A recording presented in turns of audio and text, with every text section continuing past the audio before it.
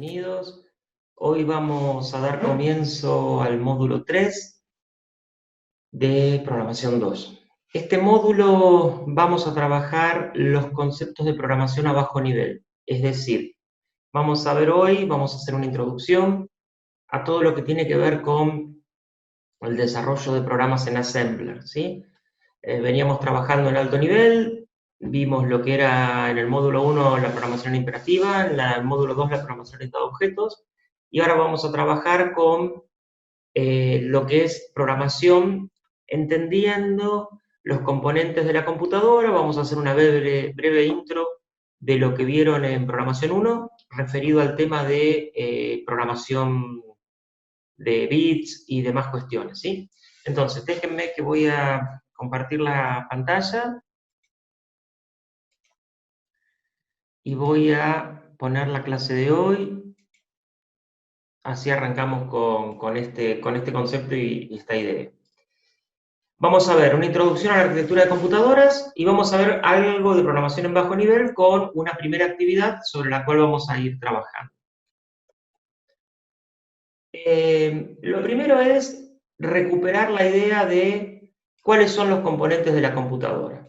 Ustedes vieron en programación 1 una arquitectura típica de computadora. Estamos en la parte interna, hacia el interior. Esta arquitectura se la conoce como arquitectura von Neumann, ¿sí? Es una arquitectura básica y en la misma hay tres componentes que son los que hay que tener en cuenta. La CPU, la memoria y el módulo de entrada-salida. Esos son los tres grandes componentes, ¿sí?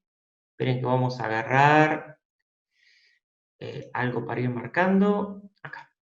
CPU, memoria y módulo de entrada-salida. Bueno, con esto tenemos los componentes. Y después tenemos lo que se conoce como buses del sistema, que ahora vamos a ver qué es lo que interconecta todos estos elementos.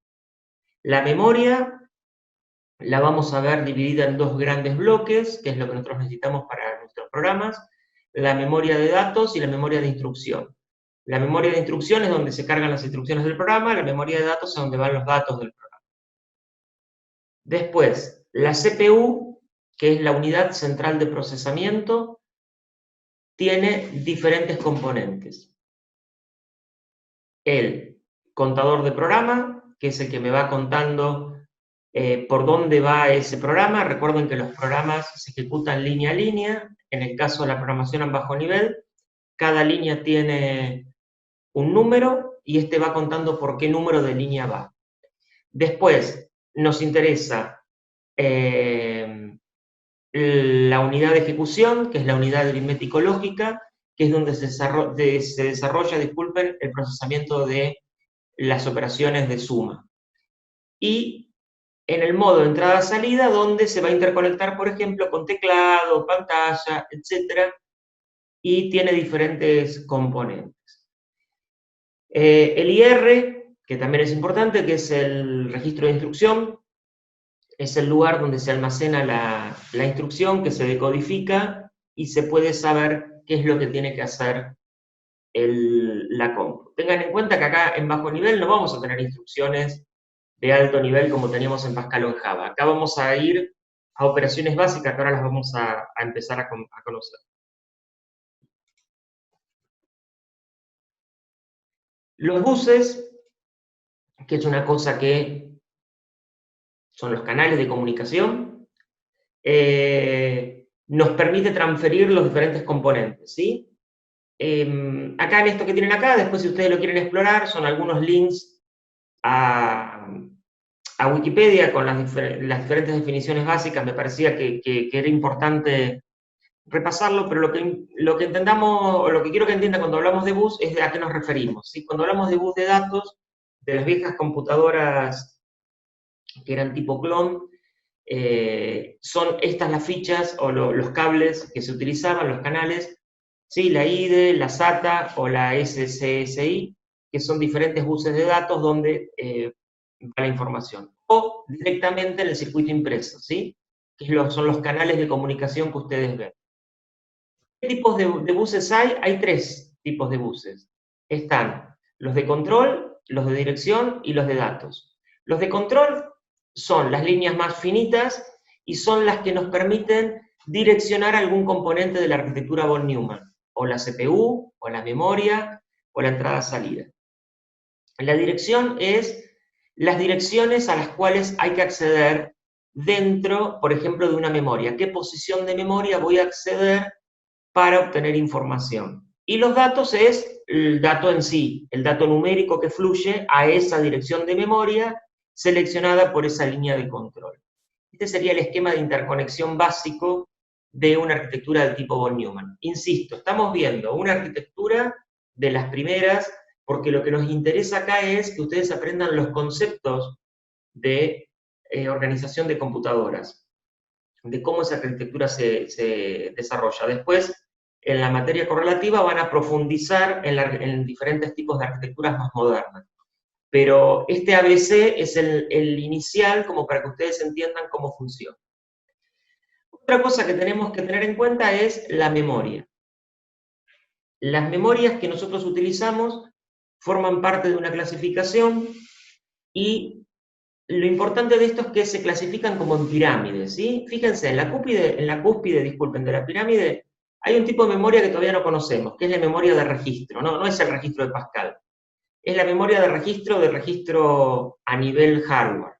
Esa, que ahora la vamos a usar mucho, es la memoria que es más rápida, y ustedes me dirán, ¿por qué es más rápida? Bueno, es más rápida porque está pegada a la unidad central de procesamiento. Casi nada tengo que recorrer físicamente para obtener esa información. Pero, ¿qué ocurre con eso? Es más costosa de implementar. Es un integrado, con lo cual imagínense que hay que integrarla a la placa donde está el procesador. ¿Qué otro problema tiene?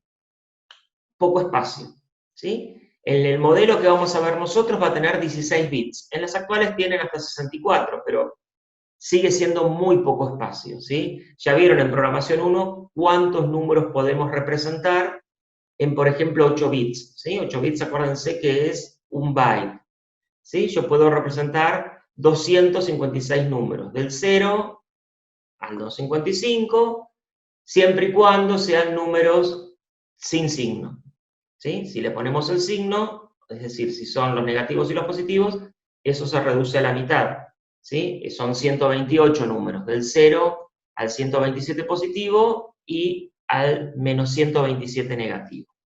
Entonces, tiene ese inconveniente. Después sigue la memoria caché y la memoria principal. Fíjense que estas, la caché y la principal, están en la tarjeta impresa. Esas están en la cúspide. Bajan un poquitito, pero seguimos en todo lo que recién les acabo de contar.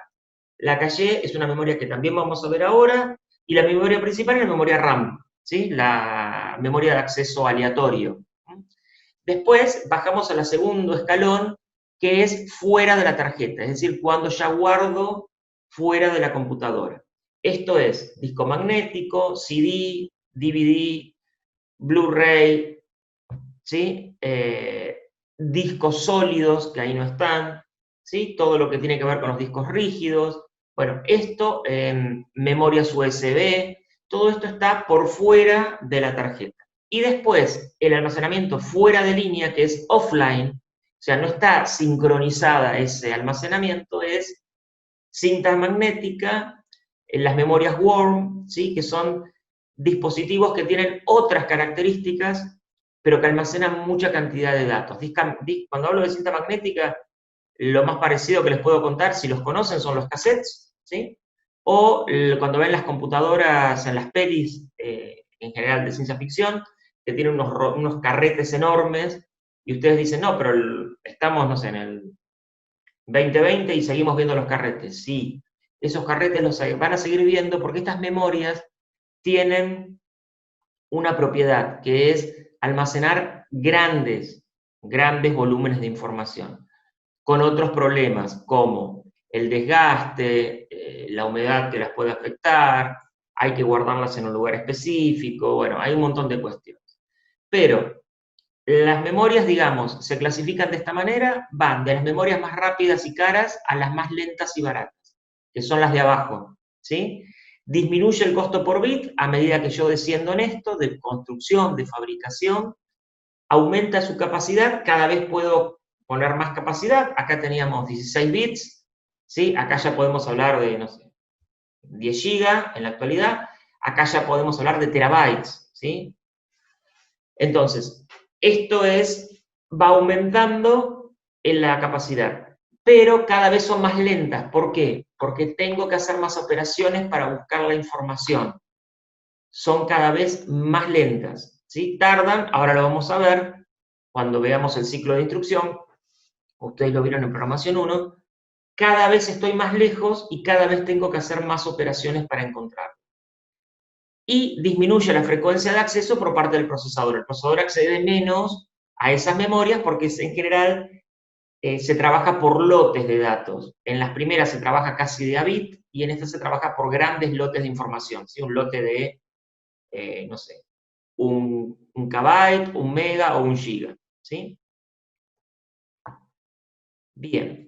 ¿Y cómo se organiza la memoria RAM? Bueno, la memoria RAM, que es la memoria principal, se organiza en celdas, que es lo que ustedes están viendo ahí en pantalla. Esa organización es una organización lógica, ¿sí? Físicamente existen en un circuito impreso, ¿sí? Es un chip. Ahora, hay que organizarlas de alguna manera para poder entenderlas y poder saber dónde está la información y cómo se almacena, que es eso lo que nos va a preocupar hoy, en lo que estamos viendo. ¿Sí? Es decir, en la primera organización es una organización de 8 bits. Fíjense que es una memoria que tiene, en total, todo el total de la memoria siempre es el mismo, es una memoria ficticia, ¿sí? Tiene 96 bits. Ahora, la primera columna las organiza de a 8 bits, es decir, tengo 12 posiciones por 8. 12 por 8 me da 96, ¿sí? Tengo la información organizada de esta manera, que es una manera casi habitual de ver la memoria. En la segunda, la tengo organizada en palabras, por así decirlo, que no tienen 8 bits, tienen 12 bits. Al organizarla de a 12 bits, la memoria se me disminuye en cuanto a cuánta memoria tengo que direccionar. Fíjense que son 8 posiciones. En la anterior eran 12, en esta son 8. Tengo 8 por 12 bits. Necesito, a ver, ¿por qué estoy explicando esto? Para la primera necesito 12 combinaciones, es decir, 12 líneas, por así decirlo, para acceder a esa memoria. Cada vez que la accedo, sé que me encuentro con 8 elementos. Para poder escribir ese número 12, tenemos que ver cuántas líneas de bits necesitamos. Eso tiene que ver con la representación, ¿sí?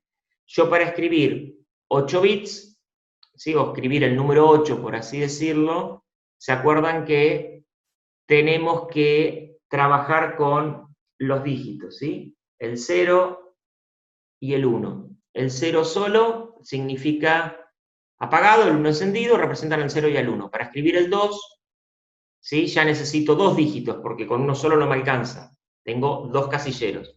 0, 0 es el 0, 0, 1 es el 1, 1, 0 es el número 2 y 1, 1 es el número 3. ¿Sí? ¿Se acuerdan que cada posición se realizaba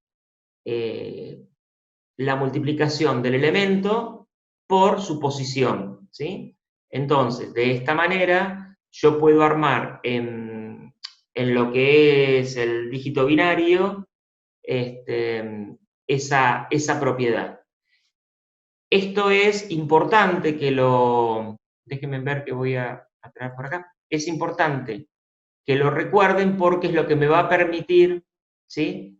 Lo que me va a permitir realizarlo, ¿sí? Si yo pudiera, a ver si me deja acá, ¿sí? Lo que yo les decía es 0, 0, ¿sí? Representa el 0, 0, 1 representa el 1, eso no hay problema. El tema es cuando tenemos 1, 0. Recuerden que estamos en el dígito binario, con lo cual acá es donde uno tiene que saber que esto es 1 por 2, ¿sí? Que es la posición, el dígito que estamos utilizando elevado, bueno, acá no lo puedo escribir, pero elevado a la 1, ¿sí? Vamos a hacerle a ver si lo pongo acá, esperen un chiquitito, ¿eh? Vamos a ponerlo, ¿dónde está la que acá? Elevado, ¿sí? A la 1, más lo que corresponde al otro dígito, que es 0 por 2 elevado, ahí lo ponemos, a la 0. Entonces, 1 por 2 a la 1 me da 2, más 0 por cualquier cosa me da 0, con lo cual este número es el 2. ¿Se acuerdan cómo era, no? La descomposición. Hiciéramos lo mismo con este que está acá, el 1, 1, ¿sí? Acá lo que tendríamos que cambiar es 1, y acá me va a dar 1 por 2 a la 1. ¿Se acuerdan que esto funciona de esta manera? Lo vamos a poner así para que no se confundan. ¿Sí? 1 por 2 a la 1, ¿sí? Me da 2, 1 por 2 a la 0 me da 1, 1 por 1, 1, 2 más 1, 3. ¿Sí? Esto me termina dando 3. Entonces, el 1, 1 es, en binario es el 3 en decimal. Bueno, si siguiéramos con la misma lógica, para 3 líneas tendríamos que sumarle un elemento más, ¿sí? Ese elemento más que hay que sumar, ese que está acá adelante, es 1 por 2 elevado a la 2 más. Entonces, acá tenemos 1 por 2 a la 2 es 4, 4 más 2, ¿sí? 4, 5, 6, más 1, 7. Entonces tenemos el número 7. Recuerden que también otra forma de chequear si las cuentas están bien es que si el binario termina en 1 es un número impar en decimal, y si termina en 0 es un número par. Con lo cual, para representar el 8 no me alcanza. Estoy representando con 3 dígitos del 0 al 7. ¿Se entiende? Bien, con lo cual, si quisiera representar el 8, ¿qué tengo que hacer? Tengo que agregar un casillero más. ¿Sí? Eso me agregaría un último elemento, ¿sí? Que me terminaría dando el número 8. ¿Está? Acá lo que yo tendría es, acá se cambia, ¿sí? Porque es 1 por 2, esto es posición 0, 1, 2, 3, por 2 a la 3, ¿sí? Y entonces para representar el 8, fíjense que estos hay que anularlos porque si no me da otro número, ¿sí? Esto me va a dar 1 por 2 a la 2, esto va a la 2, este otro elemento es el 0, que corresponde con este, ¿sí? Hay que poner el otro 0, ¿sí? ¿De acuerdo? Por 2 a la 1, más el último elemento que me falta, que es 0 por 2 elevado a la 0. ¿Está? Me da 2 a la 3 es 8, más 0, más 0, más 0, porque todo lo demás se anula, ¿sí? Porque es multiplicación. Entonces me está dando el número 8. Yo necesité 4 bits, 4 líneas para mí, porque en eso estoy, para poder representar el número 8. Entonces, ¿cuál sería el número más grande que puedo escribir con esto? El 1, 1, 1. ¿Sí? O sea, esto lo tengo que cambiar por 1, 1, 1. ¿Cuánto daría este número? Esto me da 8 más 4, ¿sí? Disculpe. 8 más 4, 12, ¿sí? Más 2, ¿sí? Más 1 que tenemos acá. Es decir, tengo 8, ¿sí? Más 4, 2 a la 2 me da 4, 4 y 2, 4 y 8, 12, ¿sí? Más 13, 14, que es 2, más 1, que es 15. El número más grande que puedo representar con 4 bits es el número 15. ¿Por qué toda esta explicación? ¿A qué quiero llegar?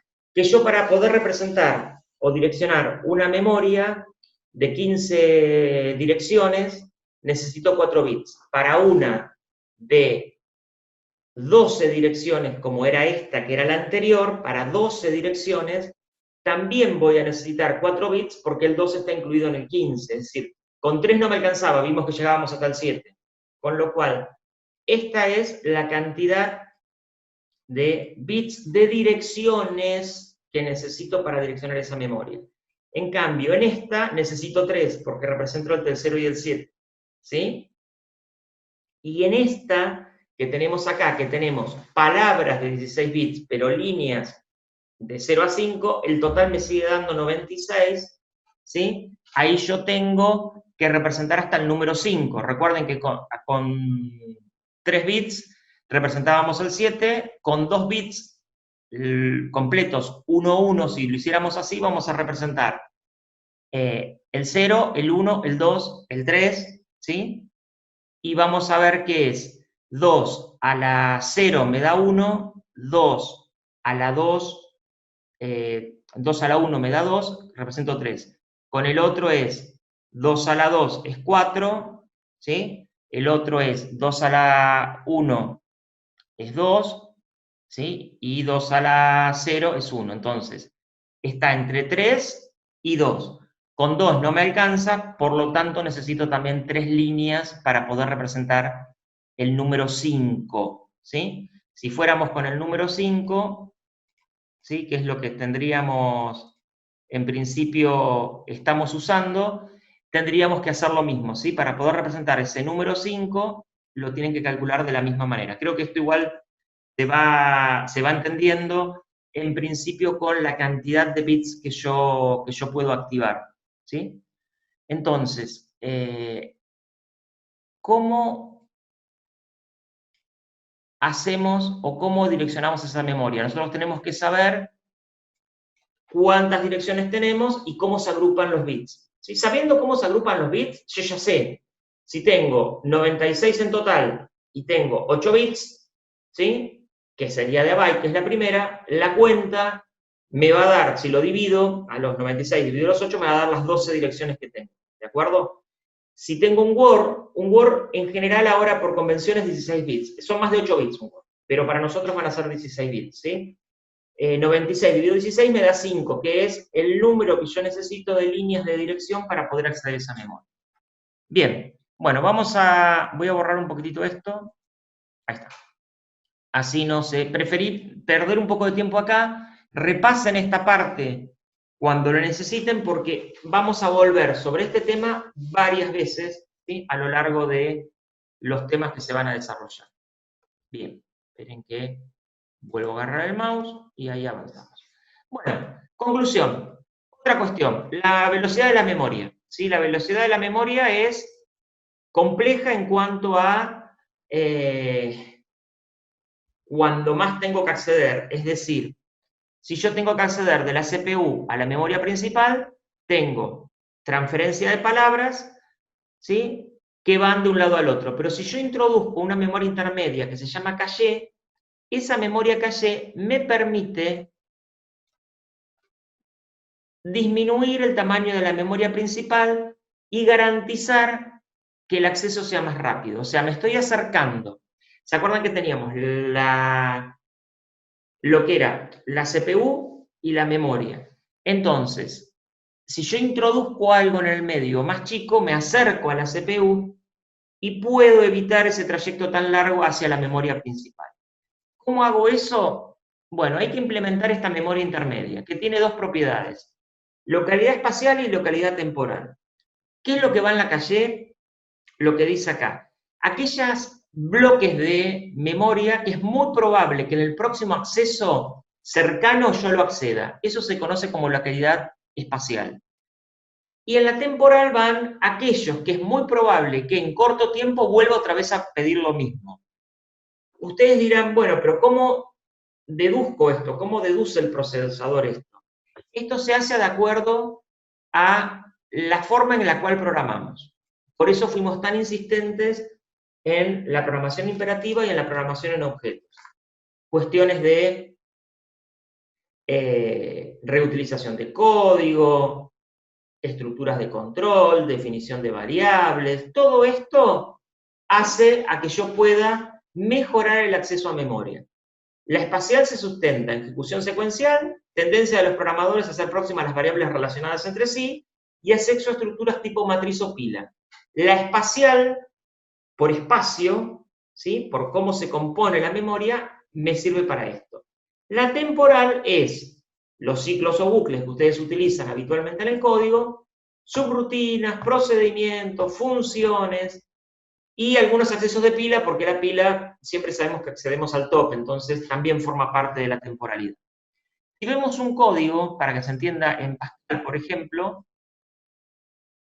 estas dos sentencias exhiben lo anterior. Fíjense cómo están relacionadas. Desde 1 hasta 10, desde igual 1 hasta igual 10, para cada posición del vector A de I le pongo el valor 0. Estoy inicializando un vector de 10 elementos en 0. ¿Sí? En cada ciclo se consulta cuánto vale I. Acá. Esto es temporal. Todo el tiempo estoy volviendo al mismo lugar del programa preguntando cuánto es, cuánto es, cuánto es, cuánto es, cuánto vale. Sería esta vuelta que tenemos acá. En la asignación, almaceno 0 en el arreglo. Es espacial. O sea, yo asigné acá, después acá. Acuérdense que el arreglo en memoria va uno a continuación del otro. Acá, acá y acá, ¿sí? Y todo el tiempo estoy preguntando, porque cada vez que asigno esto, pregunto esto y vuelvo, pregunto esto y vuelvo. Justo este es un ejemplo que sirve para ver las dos componentes. Entonces, la memoria se organiza por bloques, ¿sí? Suponiendo la temporalidad y la espacialidad que tiene el código que nosotros generamos en lenguajes de alto nivel. ¿De acuerdo? Bien. Bueno, dicho esto, que son los conceptos básicos iniciales, teniendo todo esto en mente, podemos empezar a pensar la programación de un determinado procesador. Vamos a ver cómo programar el 8088, que es uno de los tantos procesadores, ¿sí? Que ahí tienen un dibujo de cómo es, de los Intel, ¿sí? Del 8086, 8088 de Intel. No vamos a trabajar con los Motorola, igual algún ejemplo vamos a ver. Bien. ¿Cómo es esta programación? ¿Qué ocurrió en esta programación? La programación tiene que ver con el bajo nivel. Ustedes, si se ponen en espacio-tiempo, la programación en los inicios era cableada, es decir, yo construía un hardware de acuerdo a algo que quería definir. Y es fijo, imagínense una calculadora de las más antiguas, no las científicas, que no son programables, que lo único que me dejan hacer son operaciones de suma, resta, multiplicación, división y algunas porcentajes. Entonces, si yo quería cambiar algo en eso, más dígitos, menos dígitos, una operación más potencia, tengo que volver a armar la calculadora, tengo que desarmarla y cablearla de vuelta. Entonces, si bien la idea es dato, operación, resultado, el hardware es difícil de modificar. Por eso surge la idea de programa. ¿Sí? Es decir, hay un paso intermedio antes del alto nivel, ¿eh? Es un código de instrucción para esa operación de suma que se pueda procesar, que se interprete y que permita hacer un montón de otras operaciones que uno puede ir razonando de acuerdo a qué hago con una suma. Esta manera es la primera versión que existió de programación, ¿sí? Anterior al alto nivel que ustedes ya saben manejar. Vamos a trabajar con esa programación de software en ese nivel. ¿Cómo llegamos a esto? Bueno, esto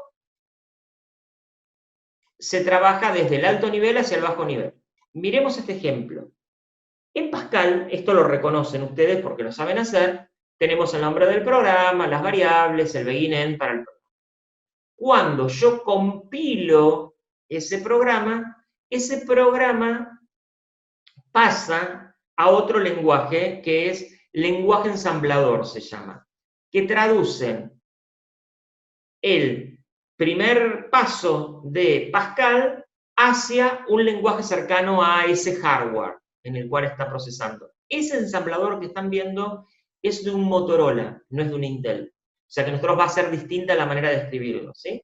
Es un Motorola del 68000, ese es el modelo. Fíjense, el inicio del programa se corresponde con esto. Hay casi una relación bastante cercana.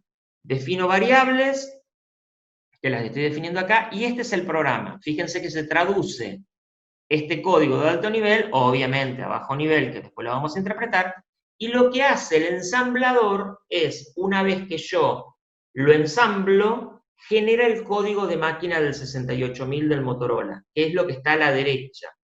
Es decir, cuando esto ejecuta, estas son posiciones de memoria, las que tienen pesos, y este es el volcado de memoria de cómo termina traducido. Ese último es el que entiende la máquina, ¿de acuerdo? Es decir, este que está acá, que lo tienen ahí abajo, es el que entiende la máquina. Este es un esquema de cómo pasamos de alto nivel, ensamblador, módulo objeto, que este es el nombre que recibe. Este objeto de librería es cuando ustedes hacen procedimientos y funciones que se compilan por separado y se ensamblan, como pasa en Pascal y sobre todo en objetos, que lo han vivido en el módulo anterior. Se conoce como linkeado, linkeditado a eso. Se genera el ejecutable del programa en la compu y se carga vía sistema operativo en la memoria. Por eso, esta manera de programar que tenemos hasta ahora, es dependiente del hardware. No así pasaba con Java. ¿Se acuerdan que Java tenía una máquina virtual que este último paso lo derivaba al sistema operativo que corresponde? Para ver más de esto, que seguramente les va a interesar, y a los que vienen más de la parte de electrónica, les va a interesar, hay ahí alguna explicación de cómo un programa paso a paso se ejecuta para lograr eso. Se los dejo ahí el video para que ustedes lo vean. Lo que es interesante de acá es algunas características que les dejamos anotadas para que repasen. Depende de la CPU el lenguaje de programación. Nosotros vamos a aprender, las instrucciones se llaman del 8088 y nos van a servir solo para el 8088/8086. Hay que aprender las instrucciones del lenguaje de máquina. Otra cosa que va a pasar es que son de difícil lectura. Ya lo observaron ustedes, es decir, primero porque estaban acostumbrados al primer lenguaje de alto nivel. El de alto nivel, el primero que lo lee o quien lo ve sin saber nada de programación también es un chino. Pero lo aprenden más rápidamente que lo que está en la columna del medio, que es lo que vamos a aprender ahora, ni hablar lo que estaba en la columna final, que es como se programaba antiguamente, casi a mano, tocando la memoria, ¿sí? Si ustedes se acuerdan, las primeras compus eran con válvulas. Bueno, las válvulas, leyéndolas, podíamos saber cómo era esa codificación, qué era lo que me estaba diciendo la compu. Parecido a ese juego que hice yo con ceros y unos recién, ¿sí? Es un difícilmente portable programa, hay que traducir. Ese 68.000 que vieron, ¿lo puedo traducir 8088? Sí, pero lo tengo que escribir, no lo puedo portar como se imaginan ustedes. Son mucho más rápidos. ¿Por qué? Porque están trabajando a nivel de hardware. Consumen menos recursos y programan bien. Esas son las ventajas de escribir a bajo nivel. Cuando ustedes necesitan algo muy fino y muy potente, van a tener que ir a bajo nivel, ¿sí? Pero no va a ser todo el tiempo. Hay que programar cuidadosamente, hay que tener un control, se tiene un control muy preciso de las tareas del microprocesador, porque ustedes van a empezar, en la materia que sigue, van a aprender a manejar las interrupciones, barajar los códigos de error, van a poder trabajar con un montón de cosas que en alto nivel, si no se los provee un lenguaje, no lo van a poder hacer. Por ahí C, lenguaje C sí les permite captar ese bajo nivel, ¿sí? Pero otros lenguajes son más complejos para hacer eso. Y se puede controlar el tiempo de cada rutina, pueden interrumpirla, bueno, podrían hacer un montón de cosas que en el alto nivel no lo pueden hacer. Este es un esquema genérico del 8088, es abstracto, ¿sí? Esta es una abstracción del 8088, si ustedes ven la plaqueta, como cualquier plaqueta de compu que ustedes conocen, o de celular, o de calculadora, es un esquema, ¿sí? Fíjense, tenemos la memoria, los periféricos, la CPU es todo esto. Unidad aritmético-lógica, ¿sí? Decodificador, secuenciador. Ahora lo vamos a ver en detalle cómo lo vamos a visualizar nosotros. Vamos a usar otra simulación. Pero acá se ve claramente los registros, que ahora vamos a ver qué son, los registros genéricos de la CPU, son 4, los operandos, disculpen, de la ALU, 1 y 2, el resultado, los flags que indican cómo fue el resultado de la operación, el registro de la instrucción, el instruction pointer, que sería el PC counter, que es el puntero a la próxima instrucción, acá me dice que está en la 2020, acá, y el SP, que es el stack pointer, que es el puntero a la pila de memoria, que la vamos a ver en un par de clases, pero ya les debe sonar el nombre de pila de ejecución, de la recursión, ¿sí? Bueno, vamos a volver sobre ese tema. Para eso nosotros vamos a ver este simulador, ¿sí? Que es un simulador que está desarrollado en la Facu y, bueno, acá estamos viendo un código, ahora después volvemos sobre esto, pero se los quería mostrar en general para que vean cómo se ve. Acá se escribe el programa. Detalle de este simulador. Como lo dice, es un simulador. Esto no guarda código, es decir, no tiene un guardar, es para probar, ¿sí? Acá lo que necesitamos nosotros es probar, porque en una arquitectura compu simulada, estamos simulando como si lo que están usando es un 8088, ¿sí? Ustedes estarán trabajando con un Intel i-Core, lo que sea, 3, 7, lo que fuere. Estamos simulando, ¿sí? Como no se guarda, ustedes lo van a tener que guardar en archivos de texto, .txt. Copian lo que escriben, lo escriben en el txt y lo mandan. No tenemos manera de guardarlo en forma automática como en cualquier ambiente. No es un ambiente, sino un simulador. Vuelvo. A la izquierda se escribe el programa, que ahora vamos a ver cómo se escribe un programa. A la derecha está la CPU y la memoria, ¿sí? Cada una con su dibujito. CPU de procesador, memoria de tira de memoria.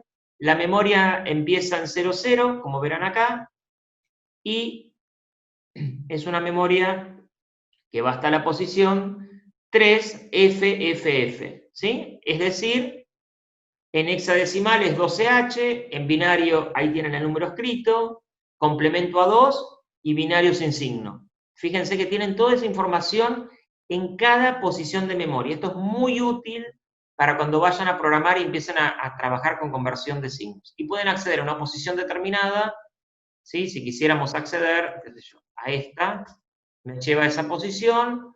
Esta es la dirección de memoria, es el hexadecimal 87, ¿sí?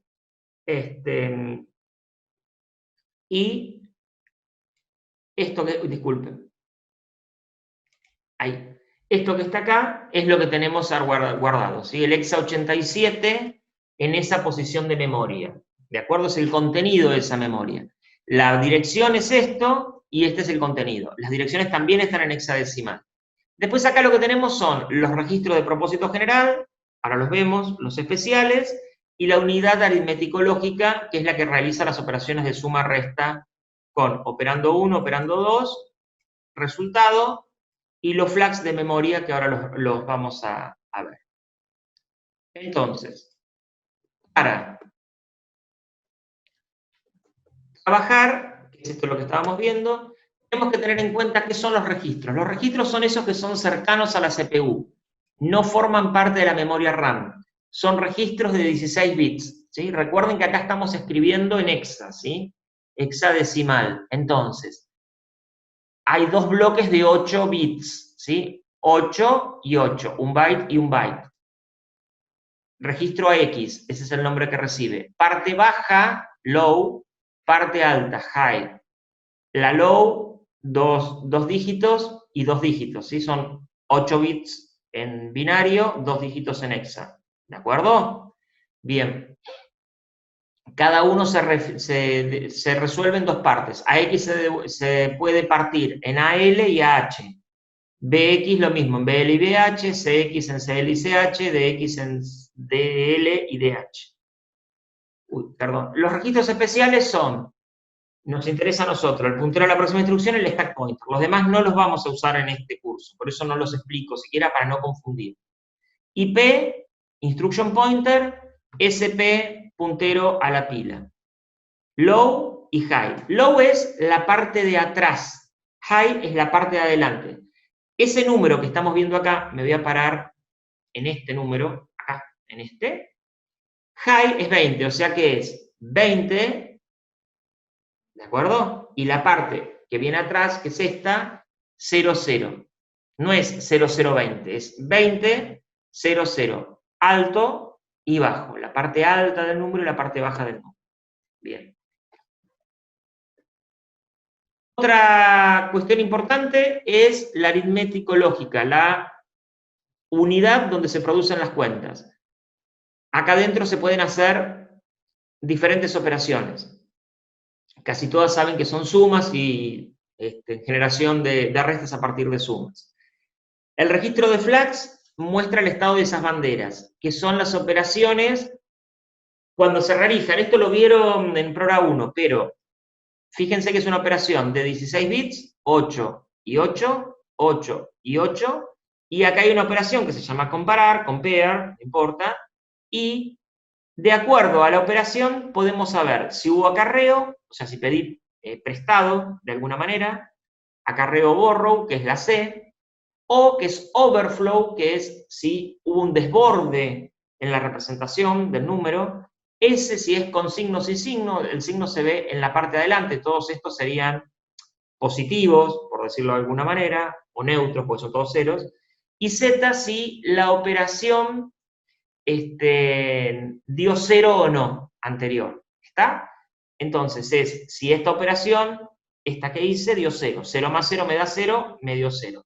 No hubo acarreo, no hubo overflow, no, o hay signo, ¿sí? Porque es 0. Por ejemplo, esto está representando ese momento de las CPU.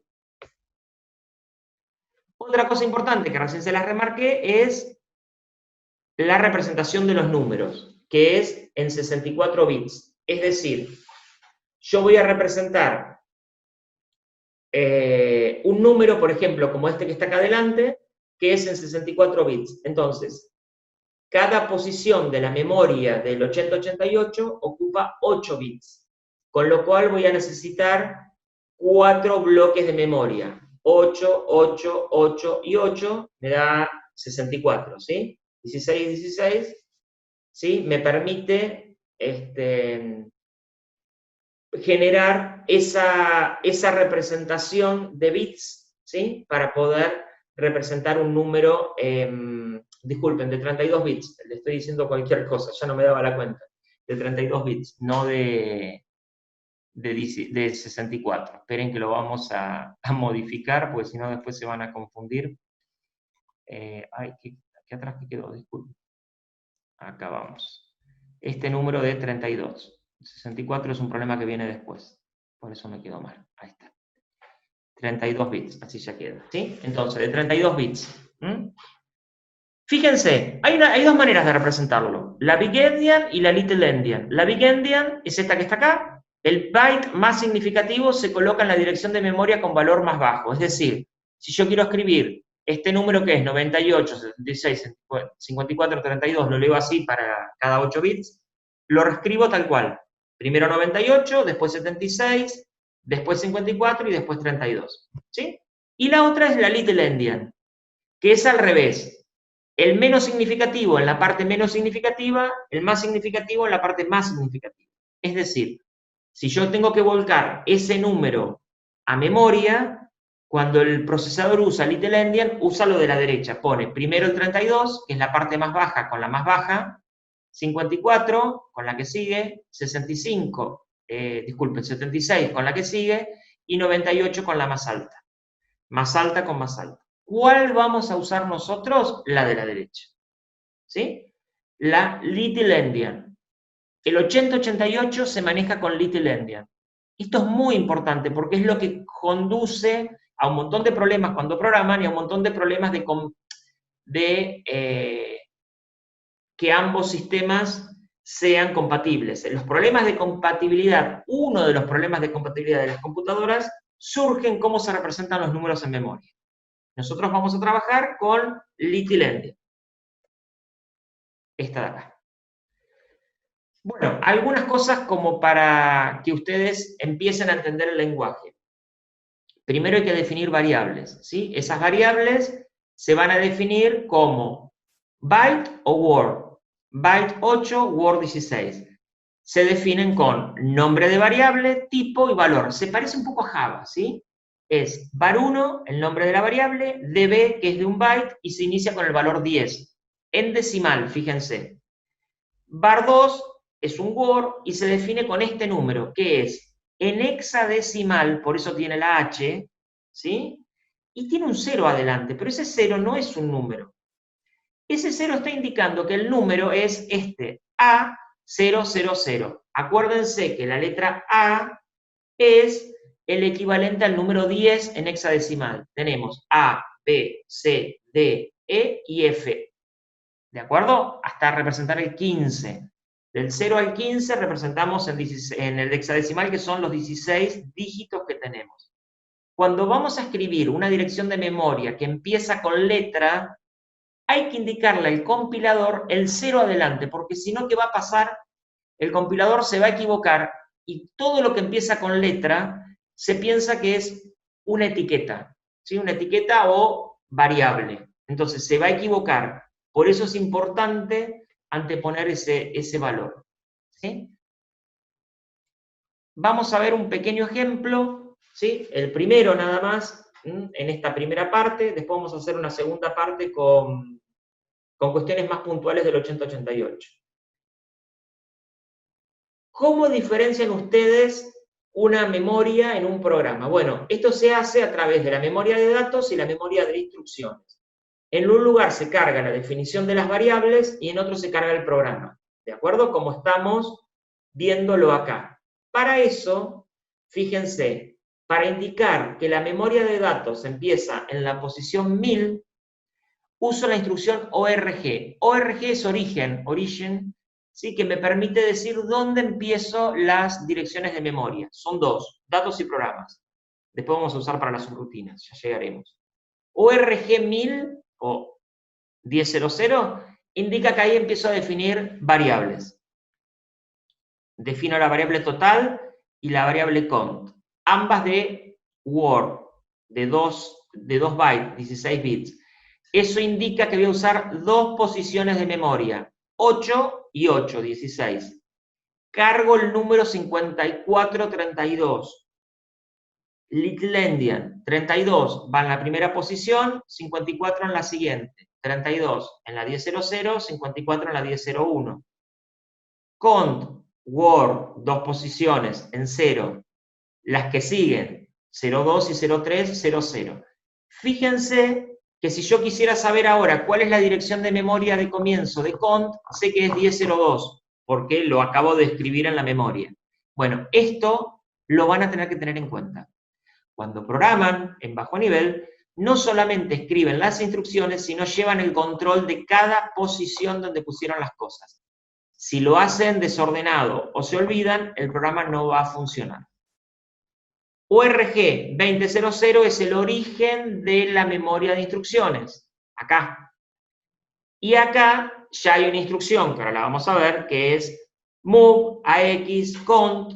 Acá lo que estoy haciendo es, estoy usando la instrucción move, que significa copiar en realidad, el contenido de cont lo estoy copiando a AX, que es un registro de la CPU, ¿sí? Bueno, ¿por qué se ve esto? Porque esto ya es el volcado de la instrucción move, que está codificada acá, más lo del contador, que todavía ni llegamos, porque viene más abajo, y ahora vamos a ver cómo hacemos, porque el contador está por acá, el AX está por allá, ¿sí? Y hay que ver cómo hacemos eso. Ahora vamos a ver el ejercicio 1. Vamos a trabajar en esta primera parte con el ejercicio 1. Acá. Este ejercicio 1,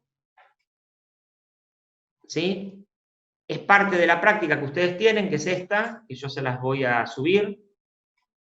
Les explica todo, está en letra todo lo que yo les vengo diciendo en el video. El video, no lo dije al principio, después lo voy a recordar, es importante que lo vean completo, chicos, porque hay un montón de información que les estoy dando y toda la van a necesitar para trabajar. Y no está escrita, ¿sí? Sí está el PowerPoint, pero van a necesitar ir al video y acompañarse de mi video para hacer un montón de cosas.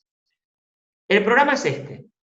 ¿Cómo se escribe un programa en bajo nivel? Se escribe con un formato tipo robot. ¿Se acuerdan del robot del RInfo? Bueno, es igual. Acá necesitan 3 columnas para trabajar. La primera columna es de etiquetas, es decir, de nombres de variables. La segunda, las instrucciones, y en la tercera van los comentarios. ¿Sí? Fíjense, en este caso, bueno, esto se me corrió un poquitito, tiene que estar todo indentado. Esto que está acá, ¿sí? Es la columna de etiquetas, la de instrucciones y la de datos. ¿Cómo hacen esto? Bueno, vamos a probarlo directamente y yo se los voy a comentar. Después ustedes acá van a tener toda la explicación que la vamos a ir viendo. Esto lo copiamos y lo tenemos que traer al simulador. La parte de, ya lo tengo acá escrito, ¿sí? Lo pegan acá y una vez que lo pegan, ya lo tenemos incluido. Podemos poner hasta ahí. Fíjense que dice, no hay programa cargado, ¿sí? ¿Por qué? Porque todavía no lo cargué en memoria. Más allá de que esta memoria, fíjense que está sucia, con basura, lo que llamamos basura, porque yo ya estuve probando algunas cosas, si no estaría en cero. Para eso hay que depurarlo, ¿sí? O ejecutarlo. La diferencia entre ejecutar y depurar es que ejecución lo ejecuta y pueden observar los resultados en los registros, o el depurar, ¿sí? Empieza la ejecución. Fíjense que pueden abortar, finalizar o ir paso a paso. Vamos a ir paso a paso. Paso a paso es, se carga todo esto en memoria y llego a la primera instrucción. Fíjense, PP es un Word en la posición 1000. Vamos a esto. O sea que esto de acá es PP. Fíjense que hay basura, ¿sí? Y tomó basura, que es exactamente lo que hay. Y DD, que es la que sigue, que sería esta, la 1002, es un byte, con lo cual ocupa una sola posición y está el número 3 cargado, que es el que yo le asigné. ¿De acuerdo? Con esto chequeamos la memoria. Ahora, me paré en mi primera instrucción, que es move AXPP. ¿Sí? Entonces, fíjense lo que hizo. Esto de acá no, tenemos que venir acá, a los registros de propósito general. El AX al inicio estaba en 0. Esta primera instrucción fue, buscó PP, que es la etiqueta para 10.00, como es de Word, sabe que tiene que acceder 2 veces, se trae el 83 y se trae el 10. Eso va a depender de cómo es el bus de direcciones. Si el bus de direcciones accede de 16 bits, listo, y los datos se van a transferir de acuerdo si los datos son de 8 o 16. Si son de 16 se pasan de una, si son de 8 se pasa una vez y otra vez, hasta completar el registro. 83, que es la parte más baja, va a la parte más baja, y la más alta va a la parte más alta. Por eso queda este de 83.10, pero yo, ¿sí? Sé que tengo que leerlo 10.83, porque es de lo alto hacia lo bajo, como interpretamos los números nosotros. Bien. Siguiente paso. DD a BL. Entonces fue a DD y se lo trajo a BL. Toma BL porque es una operación de 8 bits. La primera operación fue de 16 bits. La segunda es de 8 porque el operando es de 8. ¿Sí? Entonces no necesito usar BX completo. Voy a usar BX con su parte baja, BL. Por eso le pongo el 3. ¿Sí? Acá. Siguiente paso. Lo que está en BX lo copio hacia X, es decir, lo del registro AX voy a pasarlo al registro AX. Esto es lo que, no, disculpen, no lo voy a copiar, venía con copiar.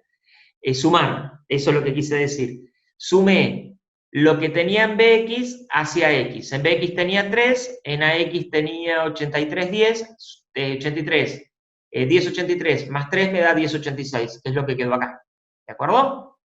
Y la próxima instrucción es HLT, que es halt. HLT es parar la ejecución del programa.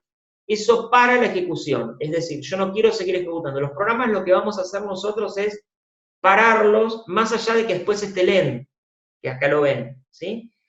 Porque si no lo paro, el programa sigue activo en memoria. Yo lo tengo que parar. Esto va a servir y se va a entender un poquitito mejor cuando vayamos a concurrente en el módulo 4. ¿Sí? Tengo que pararlo y suspenderlo. Bueno, ¿qué es lo que hicimos acá? Algunas operaciones básicas, nada en particular, ¿sí? Estamos trabajando a bajo nivel, ¿sí? Lo que sí es interesante de esto es lo que yo les comenté de las operaciones. Vamos a repasarlas. Que lo tienen acá. Primera operación, por ejemplo, move, que es copiar. Copia los valores a un registro. El 3 es constante, es una constante, con lo cual está poniendo el 3 en el AX. Ahora, en los otros registros de 8 bits, BL a L y AX a BX. Fíjense que este es el fuente y este es el destino. Fuente va primero, destino va después. ¿De acuerdo? BL fuente, AL destino. Esto se copia acá. Esto se copia acá. Acá copié el contenido de una dirección de memoria en AX. O sea, lo que teníamos en PP me lo copié a X. Lo que tenía en DD me lo copié a L.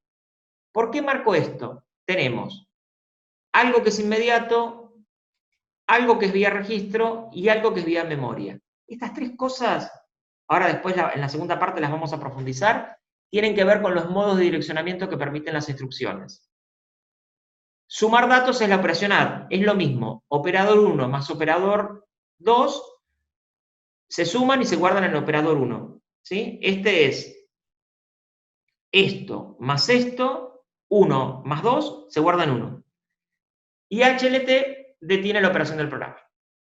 Bueno, esta es una primera parte para que ustedes interpreten el funcionamiento. La idea es que puedan, les pedimos que copien ese código, lo prueben e interpreten paso a paso lo que está ocurriendo. Es para separar las clases y que no sea tan densa, tan larga, porque esta clase es muy larga, hacemos un corte acá de la parte 1 y después pueden seguir con la parte 2, que vamos a profundizar con todo esto que ya aprendimos. ¿Sí? Forma parte de la misma clase para la clase 1, a eso me refiero. ¿Sí? Entonces, vamos a detenerlo acá y después seguimos